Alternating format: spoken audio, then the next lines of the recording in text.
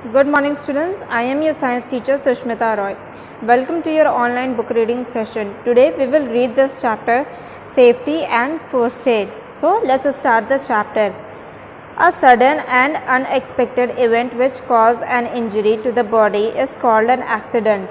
हमारे साथ जब अचानक कुछ ऐसा हो जाए जिसकी हमें उम्मीद ना हो और जिससे हमारी बॉडी को चोट लग जाए उसे हम एक्सीडेंट कहते हैं. Accidents can happen anywhere at any time. Accidents कहीं भी और कभी भी हो सकते हैं. They occur mostly due to our carelessness or when we are in a great hurry. हमारे साथ एक्सीडेंट्स तभी होते हैं जब हम कोई काम बहुत केयरलेस होकर करते हैं या हम किसी जल्दबाजी में होते हैं. Accidents occur in many ways. Accidents बहुत तरीके से हो सकते हैं. शॉक यानी करंट लगने से, कट्स एंड स्क्रैचेस यानी कट लगने से या खरोच लगने से, सिवियर ब्लीडिंग खून बहने से, नोज़ ब्लीड नाक से खून बहने से, बर्न्स यानी जल जाने से, फेंटिंग यानी बेहोश होना, फ्रैक्चर यानी बोन्स का टूट जाना, स्प्रेन्स मोच आना, एनिमल बाइट्स यानी जानवर के द्वारा काट लेना, स्नेक बाइट्स मतलब सांप का काटना, इंसेक्ट बाइट्स यानी इंसेक्ट्स का काटना, पॉइजनिंग यानी जहर देना और any type of serious accident. ये सारे क्या हैं? एक्सीडेंट के टाइप्स हैं. An accident is always an emergency. कोई भी एक्सीडेंट हमेशा इमरजेंसी सिचुएशन होती है. When an accident occurs to a person a doctor और medical aid may not be readily available. जब किसी पर्सन के साथ एक्सीडेंट हो जाता है तब ज़रूरी नहीं है कि वहाँ पर तुरंत डॉक्टर और मेडिकल हेल्प अवेलेबल हो सके. अ हॉस्पिटल में भी फार अवे. हो सकता है वहाँ से हॉस्पिटल बहुत दूर हो. So to save the life of the injured person immediate medical help और aid is given before the doctor arrives.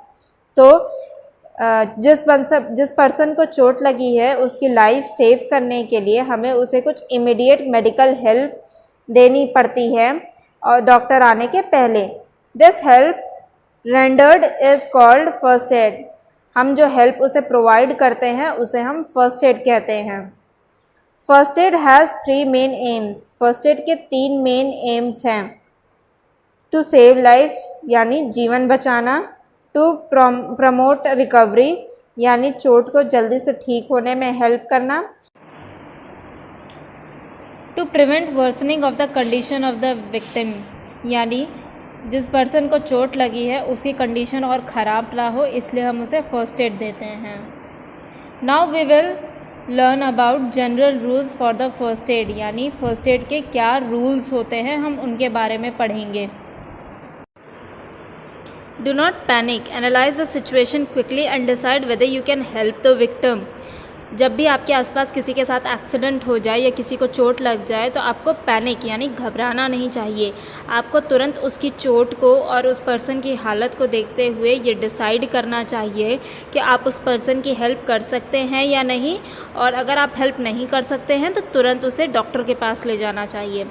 If you decide to treat the victim begin at once. A little delay can be very dangerous.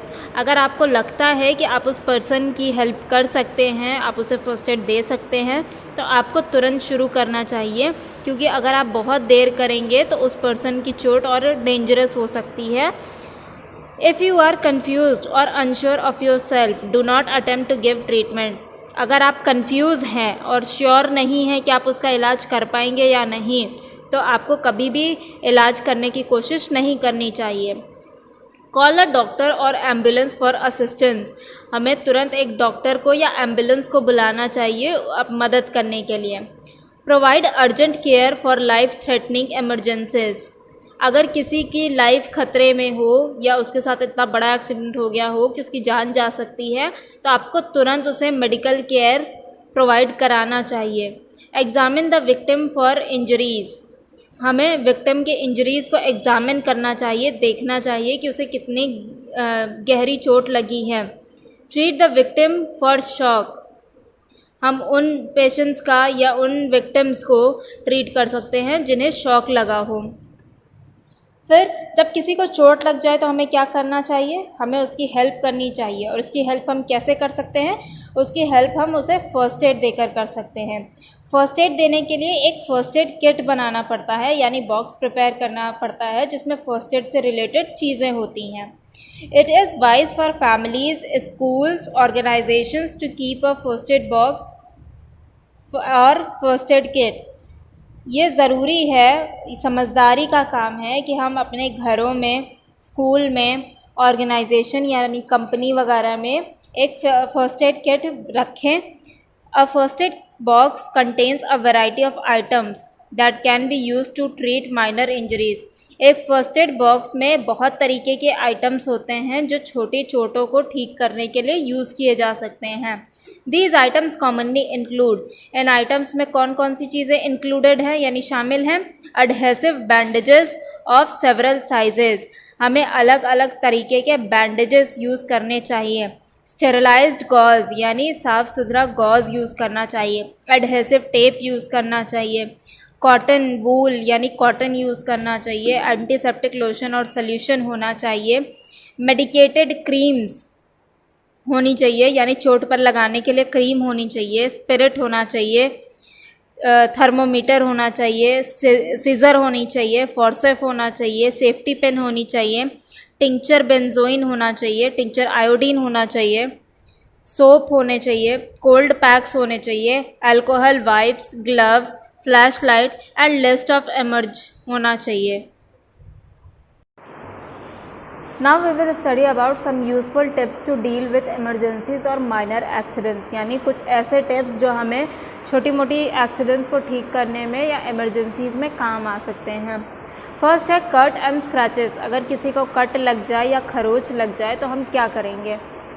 Do not neglect even a minor wound, हमें एक छोटे से wound को भी यानी घाव को भी निगलेक्ट यानी इग्नोर नहीं करना चाहिए। Germs can enter a body through uncovered cuts और वुंड्स एंड कॉज इन्फेक्शन। उस अनकवर्ड वुंड से, घाव से या कट से जर्म्स हमारी बॉडी में एंटर कर सकते हैं और हमें इन्फेक्शन दे सकते हैं। If a cut is minor, press your finger on the wounded part two stop bleeding. अगर हमें छोटा सा कट लग जाता है तो हमें अपने फिंगर से उस पार्ट पर प्रेस करना चाहिए जिससे ब्लीडिंग बंद हो जाए। Now wash the wounded part with a dilute solution of antiseptic lotion. अगर किसी को चोट लग गई है तो हमें पहले उसके वुंड को एंटीसेप्टिक सोल्यूशन को डाइल्यूट करके उससे साफ़ करना चाहिए। एंटीसेप्टिक सोल्यूशन जैसे डिटॉल, सैवलॉन, इनको पानी में घोलकर हमें उस वुंड को साफ़ करना चाहिए या धोना चाहिए जिससे जर्म्स मर जाए। Remove any foreign objects like glass, stones etcetera found in the wounds if you can easily get at them. अगर उस वुंड में कोई ग्लास का टुकड़ा, स्टोन अटका हुआ हो तो हमें उसे निकालने की कोशिश करनी चाहिए। अप्लाई द एंटीसेप्टिक क्रीम और cotton soaked in tincture iodine over the wound. हमें चोट के ऊपर कोई एंटीसेप्टिक क्रीम लगानी चाहिए या उस पर आयोडीन कॉटन में डालकर लगा देना चाहिए। Place a clean dressing over the wound and bandage firmly. अगर बहुत ज़्यादा चोट लग गई है तो उसको साफ़ करके उस पर एंटीसेप्टिक सोल्यूशन लगाकर हमें उस पर बैंडेज बांध देना चाहिए। Next is nose bleeding. Make the patient sit in a comfortable position with his head tilted backwards. हमें पेशेंट को जिसके नाक से खून निकल रहा हो पीछे की तरफ सर झुकाकर बैठने के लिए कहना चाहिए। Ask the patient to breathe through his mouth instead of nose. हमें उस पेशेंट को मुंह से सांस लेने के लिए कहना चाहिए, नाक की जगह। Pinch the nose and hold for 5 to 7 minutes till the bleeding stops। हमें उसकी नाक को हल्के से पिंच करके 5 से 7 मिनट के लिए पकड़े रहना चाहिए ताकि नाक से ब्लड आना बंद हो जाए। Wrap ice in a handkerchief and apply it to the nose. हमें हैंकरचीफ यानी रुमाल में आइस के पीसेस को रैप करके नाक पर लगाना चाहिए। लूजन the clothing at the neck. हमारे गले के पास अगर कोई टाइट कपड़ा बंधा हुआ है तो हमें उसे लूज़ कर देना चाहिए, जैसे शर्ट के कॉलर खोल देने चाहिए या टाई खोल देनी चाहिए। Ask the patient not to blow his nose from some hours. और पेशेंट से बोलना चाहिए कि कुछ आवर्स के लिए वो अपने नाक से सांस ना लेकर मुंह से सांस ले। Burns, in case of minor Burns hold the burn part under the cool water. अगर कोई जल गया हो तो हमें जले हुए भाग को ठंडे पानी के नीचे पकड़ना चाहिए। This helps to cool the burn part and reduce the pain. ये बर्न एरिया को कम करने में हेल्प करेगा और पेन भी रिड्यूस करेगा यानी कम करेगा। अप्लाई सम एंटीसेप्टिक क्रीम, हमें उस पर कुछ एंटीसेप्टिक क्रीम लगानी चाहिए।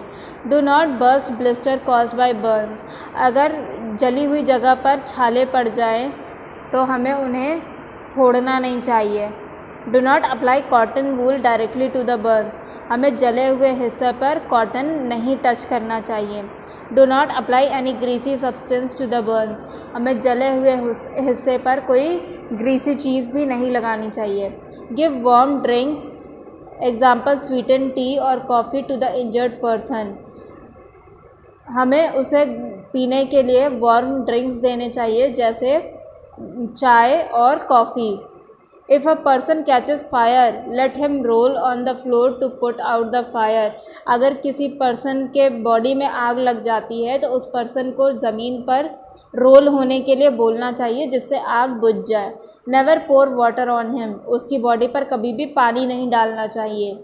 Also do not wrap a blanket around the victim, और उस पर हमें ब्लैंकेट भी नहीं डालना चाहिए। In case of serious burns and scalds, अगर किसी को बहुत ज़्यादा जल जाए तो हमें क्या करना चाहिए। Keep the casualty quiet and reassure him, हमें पेशेंट को सहानुभूति देनी चाहिए कि वो ठीक हो जाएगा। Wrap him up in a clean cloth, हमें उसे एक साफ कपड़े में रैप करना चाहिए। Do not remove adhering pieces of charred clothing, यानी अगर कोई ऐसा कपड़ा हो जो घाव पर चिपक गया हो, जले हुए हिस्से पर चिपक गया हो, तो हमें कभी भी उसे निकालने की कोशिश नहीं करनी चाहिए। Cover burned area with clean sterile dressing और a clean piece of cloth to protect it from germs and dust, अगर कहीं पर ज़्यादा जल गया है तो उस पार्ट को हमें स्टेराइल ड्रेसिंग यानी साफ़ सुथरे कपड़े से कवर करके रखना चाहिए ताकि उससे हम जर्म्स और डस्ट से प्रोटेक्ट कर सकें। If the victim is in a state of shock, keep him warm and give him a warm drink. अगर कोई विक्टिम जलने की वजह से शॉक में हो यानी उसे सदमा लगा हो तो हमें उसे गर्म जगह पर रखना चाहिए और कुछ गर्म पीने के लिए देना चाहिए। Never try to give a liquid if the victim's unconscious, हमें कभी भी बेहोश पर्सन को पीने के लिए कुछ नहीं देना चाहिए। If the hands are involved, keep them above the level of victim's heart. अगर किसी का हाथ जल गया हो तो हमें उसके हाथ को उसके हार्ट के लेवल पे यानी थोड़ा सा ऊंचा करके रखना चाहिए। कि बर्न फीट और लेग्स एलिवेटेड, अगर उसका पैर जल गया हो तो हमें उसके पैर को भी थोड़ा सा ऊंचा उठा कर रखना चाहिए। Shift the casualty to the nearest hospital, और जिसे चोट लगी है या जो जल गया है उस पर्सन को तुरंत हॉस्पिटल में ले जाना चाहिए। Remove quickly from the body anything of constructing nature like rings, bangles, belts, shoes. If it is not done, it would be difficult to remove them as limbs begin to swell. अगर हमें चोट लगी हो तो हमें तुरंत ही उस हिस्से से कोई भी ज्वेलरी या कोई भी एक्सेसरी हटा देनी चाहिए, जैसे रिंग, बैंगल, बेल्ट, शूज़, ये सब कुछ उतार देने चाहिए, वरना अगर उस जगह पे स्वेलिंग आ गई यानी सूजन आ गई तो उन्हें उतारने में हमें दिक्कत हो सकती है। Next is fainting due to fall, fear etcetera, बेहोश होना। हम किस किस रीज़न से बेहोश हो सकते हैं, या तो गिर जाने की वजह से या तो डर के मारे हम बेहोश हो सकते हैं।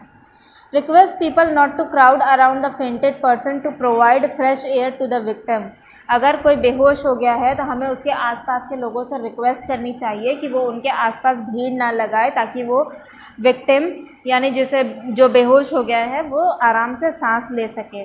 लूजन द विक्टिम्स क्लोथ्स, हमें उस पर्सन के कपड़े थोड़े लूज़ कर देने चाहिए। Sprinkle cold water on his face, हमें उसके फेस पर थोड़ा ठंडा पानी छिड़कना चाहिए।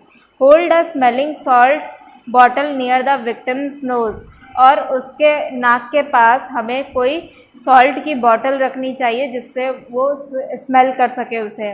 When the patient gets up, let him rest for some time quietly, और जब वो पेशेंट होश में आ जाए तो हमें उसे थोड़ी देर के लिए रेस्ट करने के लिए छोड़ देना चाहिए। Some important symptoms and signs for a fracture. हम कैसे पहचानेंगे कि किसी पर्सन की बोन्स टूट गई हैं या उसकी बोन्स में चोट लगी है। बोन्स तो अंदर होती हैं, हमें दिखाई तो देता नहीं है कि उन्हें चोट लग गई है, तो हम कैसे पहचानेंगे कि फ्रैक्चर में क्या करना चाहिए। Severe pain at the spot of fracture and और अराउंड इट। जब किसी की बोन्स में फ्रैक्चर होता है तो वहाँ पर और उसके आसपास के पार्ट में उसके बहुत ज़्यादा दर्द होता है। टेंडरनेस दैट इज़ पेन और जेंटल प्रेशर। हमें चोट लगे हुए हिस्से पर हल्का प्रेशर देकर देखना चाहिए कि वहाँ पर बहुत ज़्यादा पेन तो नहीं हो रहा है। Swelling of the area and discolouration. जहाँ पर फ्रैक्चर होता है उस जगह पर तुरंत सूजन आ जाती है और काला पड़ने लगता है। Loss of normal movement of the part. और फ्रैक्चर होने की वजह से हम उस पार्ट को मूव करने में अनेबल होते हैं, मतलब हमें पार्ट को मूव करने में प्रॉब्लम होती है। डिफॉर्मिटी यानी जो हमारे नॉर्मल बोन का स्ट्रक्चर होता है उससे थोड़ा सा अलग शेप में वो आ जाता है टूटने की वजह से। इरेगुलरिटी ऑफ द बोन यानी हमारी बोन सही से नहीं वर्क कर पाती। A fracture is the partial और complete breaking of a bone. Fracture क्या है? किसी भी बोन का पार्शियली यानी थोड़ा सा या पूरी तरीके से टूट जाना हमें फ्रैक्चर कहलाता है। Apply a splint to give support to the broken bone and to prevent unnecessary movement. जैसे आप देख रहे हो यहाँ पे ना, इस आदमी के हाथ में चोट लगी है तो यहाँ पर एक बोर्ड या लकड़ी का टुकड़ा लगाकर सपोर्ट दिया गया है, इसी को हम कहते हैं स्प्लिंट। तो जब भी किसी की बोन टूट जाती है तो हमें एक स्प्लिंट लगाकर उसको साथ उसकी बोन को बांध देना चाहिए ताकि उस बोन को सपोर्ट मिल सके और उससे ज़्यादा मूवमेंट ना मिल सके। In emergency you can use any easily available articles such as family folded sheets of newspapers, a piece of cardboard, a piece of wood, an umbrella or a pillow around the injured bone as a splint। अगर आपको तुरंत अपने आसपास किसी को splint बांधने की ज़रूरत हो तो आप किसी न्यूज़पेपर को फोल्ड करके उसका यूज़ कर सकते हो, किसी कार्डबोर्ड का यूज़ कर सकते हो, किसी लकड़ी के टुकड़े का यूज़ कर सकते हो, किसी पिलो का या अम्ब्रेला का भी यूज़ कर सकते हो। This will prevent further dislocation of the broken bone. अगर हम स्प्लिंट लगाकर उस जगह की बोन को बांध देंगे तो वो मूवमेंट नहीं कर पाएगा, जिसकी वजह से उस बोन के और ज़्यादा डिसलोकेट यानी अपनी जगह से हटने के चांसेस कम हो जाएंगे। The aim of first aid for fractures are, मतलब जब किसी को फ्रैक्चर हो जाता है तो हमें किन किन बातों का ध्यान रखकर उसको फर्स्ट एड देना चाहिए। टू प्रिवेंट फर्दर डैमेज, हमें और ज़्यादा उसकी चोट ना बढ़ जाए इस बात का ध्यान रखना चाहिए। टू रिड्यूस पेन, उसका पेन कम करने की कोशिश करनी चाहिए। To make the patient feel comfortable, हमें उसे इस पोजीशन में रखना चाहिए कि वो कंफर्टेबल फील कर सके, उससे ज़्यादा दिक्कत ना हो। To get medical aid as soon as possible, हमें जितनी जल्दी हो सके उतनी जल्दी मेडिकल हेल्प लेने की ज़रूरत होती है। फ्रैक्चर्स ऑफन अकर इन मेजर एक्सीडेंट्स, फ्रैक्चर्स ज़्यादातर तभी होते हैं जब कोई बड़ा एक्सीडेंट हो जाता है। Therefore it is common to find other injuries also, इसीलिए ये कॉमन है, मतलब आम बात है कि उस पर्सन को और भी चोट लगी होगी फ्रैक्चर के अलावा।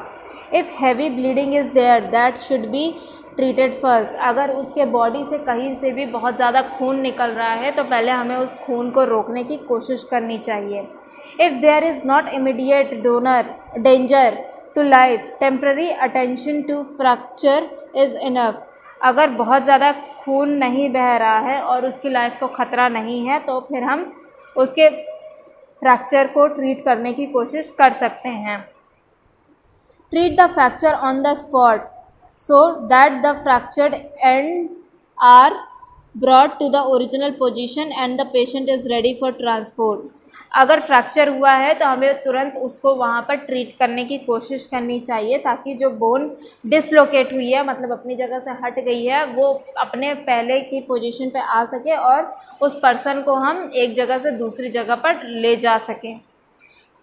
हैंडल वेरी जेंटली, जिस पर्सन के फ्रैक्चर हुआ हो उसको बहुत जेंटली हमें हैंडल करना चाहिए, मतलब बहुत आराम से हैंडल करना चाहिए। Avoid all unnecessary movements of the injured part, हमें उस इंजर्ड पार्ट का कोई भी अननेसेसरी मूवमेंट, मतलब जिसकी ज़रूरत ना हो, ऐसे मूवमेंट्स को अवॉइड करना चाहिए। यानी हमें मूवमेंट नहीं करना चाहिए उस पार्ट पे जहाँ पर हमें फ्रैक्चर हुआ है। Do not handle the fracture unnecessarily. हमें अगर फ्रैक्चर को ठीक करना नहीं आता है तो हमें उसे अननेसेसरली यानी बिना ज़रूरत के हैंडल नहीं करना चाहिए। The simple the first add the better it is. जितना सिंपल फर्स्ट एड हम देंगे उतना उसके लिए अच्छा होगा। नेक्स्ट इज स्प्रेन यानी मोच आ जाना। Sometimes our foot twist. कभी कभी ऐसा होता है चलते हुए हमारा पैर मुड़ जाता है और it can cause a sprain. इससे हमारे पैर में स्प्रेन आ जाता है। It happens because of a tear in the muscles and injury to a ligament. ये क्यों होता है? क्योंकि हमारे एंकल के या फुट के मसल्स टीयर यानी टूट जाते हैं या फट जाते हैं, जिससे इंजरी हो जाती है पैर में। The affected area causes very severe pain and swelling for all sprains. Ankle and knee sprains occur most often. और अफेक्टेड एरिया यानी जहाँ पर चोट लगी है उसके आसपास बहुत ज़्यादा पेन होता है, स्वेलिंग आ जाती है एंकल में, नीज़ में, और हम चल नहीं पाते हैं। As part of first aid do the following in such cases. ऐसा होने पर हम फर्स्ट एड क्या दे सकते हैं उस पर्सन को? Give support to the affected area. उस एरिया को हमें सपोर्ट देना चाहिए। Do not massage the affected area. हमें जहाँ पर स्प्रेन आया है उस एरिया को मसाज नहीं करना चाहिए। अप्लाई अ कोल्ड पैक और ice on the affected area. जिस पार्ट पे चोट लगी है वहाँ पर आइस पैक यानी बर्फ़ लगानी चाहिए या ठंडे पानी से सिकाई करनी चाहिए। Do not give fermentation to the affected area immediately. जहाँ पर चोट लगी है वहाँ पर हमें तुरंत आइस नहीं लगाना चाहिए, उसके थोड़ी देर बाद लगाना चाहिए। After 24 hours of the sprain give fermentation with look warm water. और स्प्रेन आने के 24 घंटे बाद हमें गुनगुने पानी से यानी हल्के गर्म पानी से वहाँ पर फर्मेंटेशन यानी सिकाई करनी चाहिए। Do not put any pressure on the affected area till the swelling reduces. जहाँ पर मोच आई है वहाँ पर हमें किसी भी तरह का प्रेशर नहीं देना चाहिए जब तक स्वेलिंग कम नहीं हो जाती है। Continue the support till the sprain is cured. हमें तब तक उस जगह पर सपोर्ट देना चाहिए जब तक कि वो स्प्रेन ठीक नहीं हो जाता। सपोर्ट देने के लिए हम क्या कर सकते हैं? सपोर्ट देने के लिए हम वहाँ पर गर्म वाली यानी क्रेप बैंडेज बांध सकते हैं ताकि उसे सपोर्ट मिल सके। Next is animal bytes. अगर कोई जानवर काट ले तो हमें क्या फर्स्ट एड देना चाहिए? Wash the wound with plenty of soap and water. सबसे पहले हमें वुंड को बहुत सारे पानी और साबुन से धुलना चाहिए अच्छे से। Use the antibiotic ointment on the wound. उसके बाद हमें उस पर एंटीबायोटिक ऑइंटमेंट लगाना चाहिए। Cover it with a dry sterile dressing. फिर हमें उसे एक साफ़ कपड़े से उसे कवर कर देना चाहिए। Do not put acid like carbolic, nitric etcetera on the wound. हमें उस घाव पर किसी भी टाइप का एसिड जैसे कार्बोलिक, नाइट्रिक ये सब नहीं लगाना चाहिए। Rush the patient to the hospital. फिर हमें उस पेशेंट को तुरंत हॉस्पिटल ले जाना चाहिए। Next is snake bites. सांप काटने पर हम क्या करना चाहिए? To reduce the risk of snake bite avoid touching any snake. सबसे पहले हमें स्नेक बाइट से बचने के लिए स्नेक से दूर रहना चाहिए ताकि वो स्नेक हमें काट ही ना सके। Instead back away slowly. अगर हमारे सामने कभी गलती से सांप आ भी जाता है तो हमें धीरे से वहाँ से पीछे हट जाना चाहिए और अपना रास्ता बदल लेना चाहिए। Most snakes avoid people if possible and bite only when threatened or surprised. ज़्यादातर स्नेक इंसानों को देखकर खुद ही अपना रास्ता बदल लेते हैं। वो केवल तभी काटते हैं जब वो उन्हें खतरा महसूस होता है और या वो खुद सरप्राइज हो जाते हैं। Cobra, krait and viper are example of poisonous snakes. Cobra, krait और वाइपर जहरीले सांप हैं जिनके काटने से डेथ तक हो सकती है। फिर symptoms of a snake bite, मतलब हमें कैसे पता चलेगा कि हमें स्नेक ने ही काटा है। 2 small bleeding points about 2.5 centimetre apart. जहाँ पर भी सांप ने काटा होगा वहाँ पर ऐसे 2 छेद होंगे जिसमें से खून आ रहा होगा और इनके बीच का डिस्टेंस 2.5 सेंटीमीटर के आसपास होगा। Bleeding at the beaten spot, जहाँ पर काटा है वहाँ से खून निकल रहा होगा। थोड़ी देर बाद पर्सन वॉमिटिंग करने लगेगा। फिर severe pain at the bitten spot, जहाँ पर काटा है वहाँ पर पर्सन को बहुत ज़्यादा पेन होगा। फिर डायलेशन ऑफ पीपल्स, उसकी पुतलियाँ बड़ी होने लगेंगी या फैलने लगेंगी। Frothing in the mouth and becoming unconscious, उसके मुंह से झाग आने लगेगा और वो बेहोश हो जाएगा। नेक्स्ट इज इंसेक्ट बाइट्स, यानी कीड़े के काटने पर हमें क्या फर्स्ट एड देना चाहिए। Bites from bees, wasp and fire ants are typical the most troublesome. Bees यानी मधुमक्खी, वैस्प यानी बर्रे और फायर एंड्स यानी लाल चींटियाँ, इनके काटना ही हमको बहुत ज़्यादा जलन होती है और पेन होता है। Bites from mosquitoes, ticks, biting flies, ants, scorpions and some spiders also can cause reactions. Mosquito, tick, biting flies, ants और स्कॉर्पियन, इन सब के काटने पर हमें रिएक्शन भी हो सकता है। Scorpion and ant bytes can be very severe. बिच्छू के काटने या एंट यानी चींटियों के काटने का कभी कदार बहुत बुरा रिएक्शन हो सकता है। Remove the sting first if it stuck in the skin, अगर इन कीड़ों के काटने से इनका स्टिंग यानी डंक हमारी स्किन में अटका रह जाता है तो सबसे पहले हमें उसे रिमूव करना चाहिए। Rub the area by pouring lime water and ammonia to neutralise the bite, हमें उस जगह पर लाइम वाटर यानी चूने का पानी या अमोनिया डालकर उसे रगड़ना चाहिए ताकि हम उसका असर कम कर सकें। Apply the paste of cold cream and baking soda on the affected part, फिर उस जगह पर हमें कोल्ड क्रीम और बेकिंग सोडा को मिलाकर लगाना चाहिए। Put ice cubes on the bitten area to prevent swelling and pain, उस जगह पर हमें ice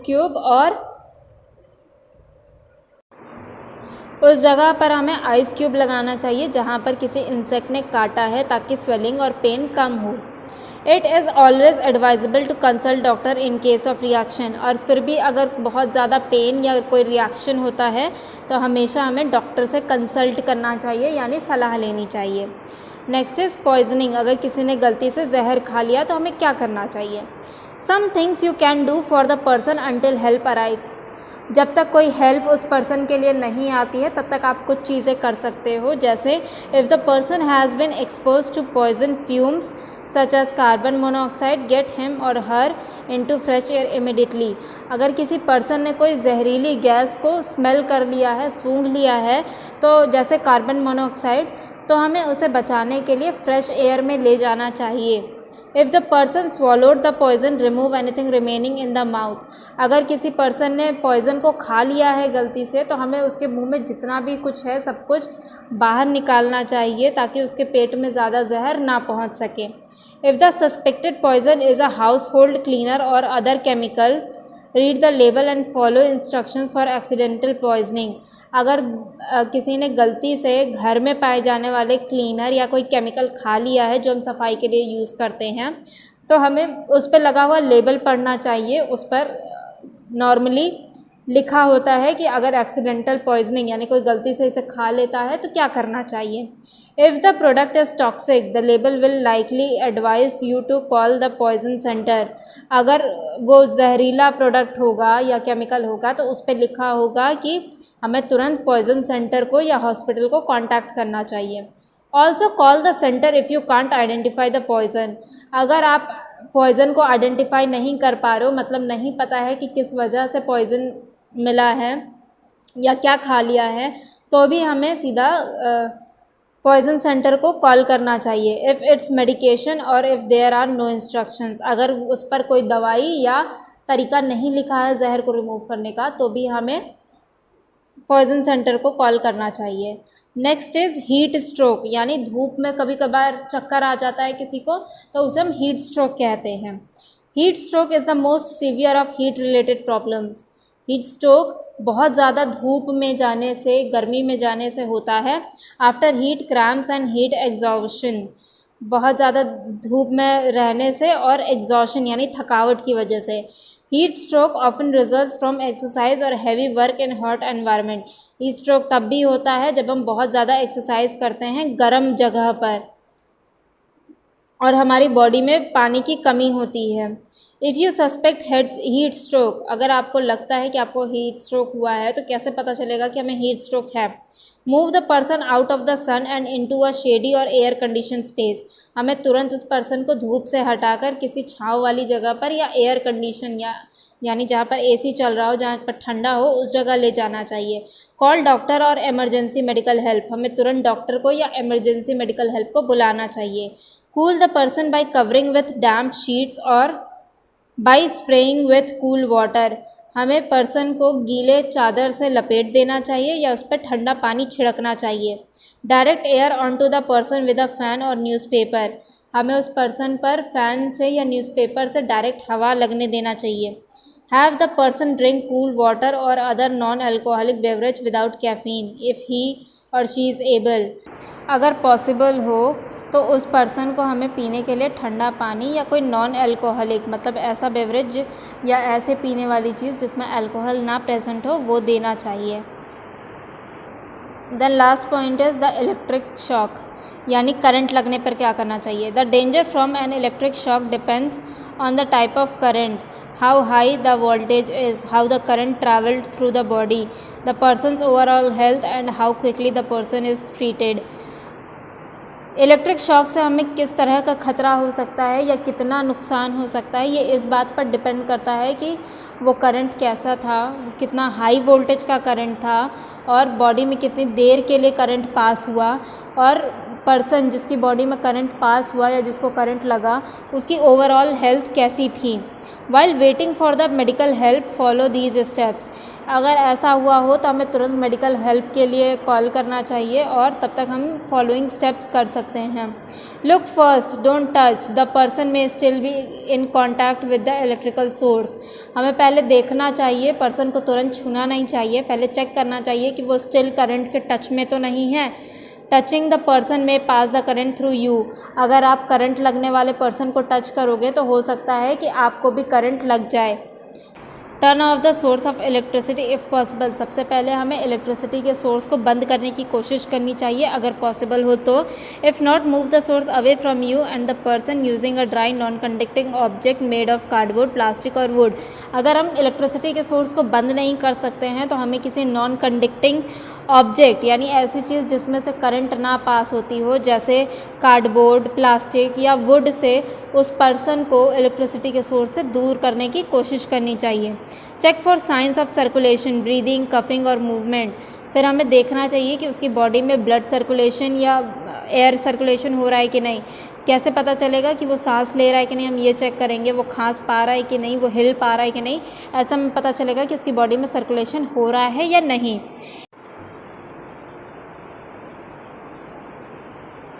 if absent, begin cardiopulmonary resuscitation immediately, जिसे हम शॉर्ट में CPR भी कहते हैं। अगर उस पर्सन में सर्कुलेशन ना हो रहा हो, वो सांस ना ले रहा हो, तो हमें उसके मुंह से सांस देने की कोशिश करनी चाहिए और उसके हार्ट पे हल्का प्रेशर देना चाहिए जिससे वो सांस ले सके।